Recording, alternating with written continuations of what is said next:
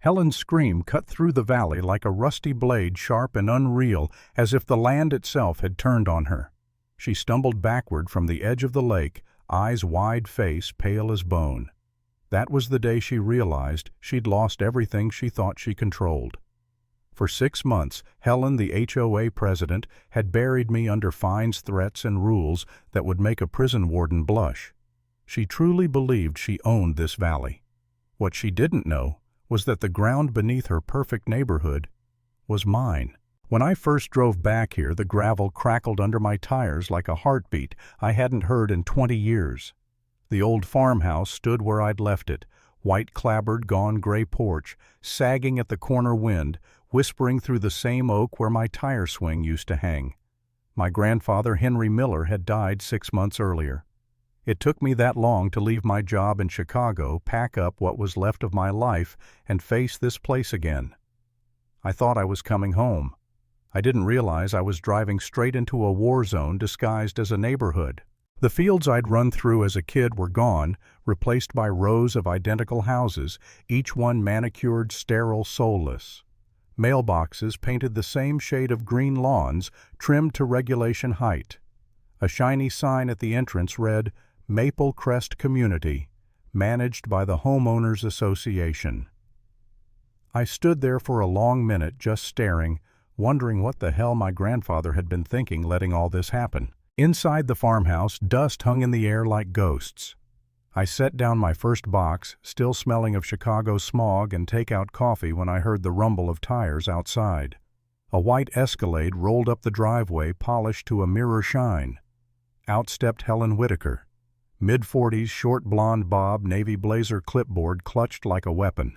Even the air around her seemed to tighten in obedience. "Mr. Miller," she said, voice crisp as ice, "this property is in violation of multiple community covenants.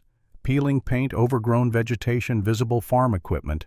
We can't have that in Maple Crest." I stared at her. "Ma'am, this is my family's land. Been in the Miller name since 1924. She smiled a small, practiced smile that didn't reach her eyes. "Your grandfather signed binding covenants in 2018. Non-compliance results in daily fines, liens, and if necessary, foreclosure." That word hit me like a brick to the chest. Foreclosure. I'd just inherited this place, and someone I'd never met was already threatening to take it. "I'll need to review any documents," I said. "You have 72 hours. She handed me a packet thicker than my arm. "Fines begin tomorrow, 200 a day." And with that, she turned on her heel and drove off, leaving me standing in the dust, holding what might as well have been a death sentence. That night I sat surrounded by piles of my grandfather's papers, deeds, maps, tax receipts, trying to make sense of legal jargon that might as well have been in Greek. Around midnight my phone buzzed. Unknown number. "Mr. Miller, this is Claire Evans, your grandfather's attorney. He asked me to call you once you were settled." "Settled?" I laughed bitterly. "Your HOA president just threatened to foreclose my property. What the hell did my grandpa sign?" There was a pause. Then Claire said, "Henry was a strategic man. He told me you'd remember what matters most about that land when the time came. Read his journals, Jack, and don't let anyone bully you. You hold more cards than you think." Click. The line went dead. The next morning, Helen was back. This time with 2 men in polo shirts and clipboards pacing around like they were inspecting a nuclear site. They measured my lawn, photographed the barn, even counted the dandelions. "Good morning," I said, sipping my coffee. Helen didn't even look up. "Daily fines start today. 200 for paint, 100 for landscaping, 50 for equipment. Total 350 a day." I looked at her notice and froze.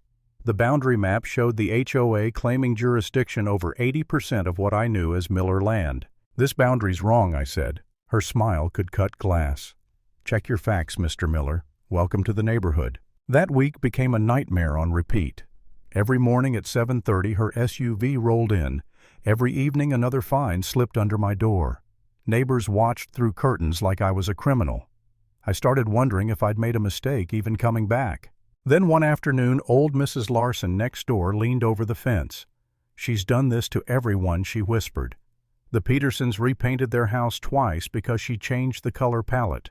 $12,000. Be careful, son. She's had families evicted. Evicted. The word stuck in my throat. That night I went down to the basement for the first time since the funeral. The air smelled of dust and motor oil. In a box marked Property Records, I found old surveys from 1924 yellowed tax receipts and my grandfather's journals. One entry from 2018 stopped me cold. Let them build their little kingdom. The boy will understand when he's ready. Sometimes you teach power by letting others believe they possess it. At first I didn't get it, but the more I read, the clearer it became something about these covenants didn't add up. I grabbed a flashlight and started digging through the records. Then I saw it. Every single property tax for Maple Crest Community Center Playground, even the artificial lake, was still paid under the Miller name. Mine. The next morning, Helen texted, "Structural engineer arrives Monday. Non-compliant structures will be demolished." She was threatening to tear down a century-old barn on land that legally belonged to me. That was her biggest mistake. I drove straight to Claire Evans's office. She studied the documents for an hour, then leaned back, eyes gleaming. "Your grandfather left you a legal masterclass. He documented every overreach they made. Jack, this isn't just your land, it's your leverage." Leverage, she smiled. Oh, we're about to pull the rug right out from under them. For the next 2 weeks I collected everything: photos, letters, deeds. Claire prepared filings, and I met with Robert Hayes, my grandfather's oldest friend. At 85, he was sharper than anyone I'd met in Chicago. "Your grandpa let them build here," he told me, handing me a key. Said he wanted to see what kind of people would grow on Miller soil. "Safe's behind the bookshelf upstairs. Open it, and you'll understand." Back at the farmhouse, I slid the oak shelf aside and found a steel safe older than me. Inside were the original 1924 deed, every tax receipt, copies of HOA permits, all issued to the wrong owner, and a letter. "Jack, if you're reading this, Helen Whitaker has shown her true colors. I could have stopped her 20 years ago, but I wanted to see if she'd learn humility. She didn't. Now the choice is yours: evict them all or teach them how to be real neighbors. Power reveals character. Use yours wisely." I sat on that floor until 3 in the morning, surrounded by proof that every road, park, and playground had been built without permission on my land. Friday morning I drove to Helen's McMansion. She opened the door in her navy blazer armor, clipboard in hand like always. "Morning, Helen," I said. "We need to talk about land ownership." She crossed her arms. "We have nothing to discuss." I spread the 1924 survey on her marble countertop. "Every structure in Maple Crest sits on Miller property. My property." She laughed. "We have permits." "Permits issued to the wrong owner," I said, "which makes them void." Her smile faltered. I could see the first flicker of fear in her eyes. "Come on," I said, "let me give you a tour." We walked the neighborhood together, me pointing out every illegal improvement she'd ordered, every playground, every decorative pond. When we reached the community center, she stopped short. "You can't claim all this," she snapped. "Sure I can," I said softly. "I've got 100 years of ownership and taxes to prove it. The question is, what happens next?" Back at her office, she switched to bargaining. "What do you want?"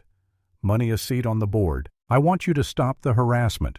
Refund every illegal fine. Lease the land properly, $50 a month. Democratic elections, no more dictatorship." Her face twisted. "That's extortion." "No," I said, turning for the door. "That's justice. You've got 72 hours to think about it. And Helen, if you touch my barn again, the gloves come off." 3 days later, Claire filed formal trespass notices on every HOA facility. Panic spread like wildfire. Helen called an emergency meeting at the community center, the same building she was about to lose. When I walked in, the room was packed. Faces angry, anxious. Helen stood at the podium, voice ringing out like a battle horn. "We are under attack," she shouted. "This man is a fraud trying to steal our homes." People booed. Someone yelled, "Get him out of here." I waited. Then I projected the 1924 survey on the wall. The noise died instantly. "This," I said, "is the original deed. My family's paid taxes on this land since before any of your houses existed. Your HOA has been operating illegally for 20 years. You've been paying dues for amenities that sit on land you don't even own." Murmurs rippled through the crowd. Helen's mouth opened, but no sound came. A woman in the back asked, Why didn't Henry stop it earlier? Because he wanted to see what kind of neighbors you'd be, I said quietly. Now you get to decide what kind of community you'll become. That was the turning point. People started whispering, then clapping. By the end of the night, 85% of them signed new lease agreements with me. Helen just stood there, frozen. When the meeting ended, she caught my arm. Her voice was small. Please, Jack, don't destroy everything I built. I looked at her. You didn't build a community, Helen. You built a prison. 3 days later, police got calls for a wellness check. They found Helen barricaded in her bedroom, convinced I'd sent federal agents to seize her property.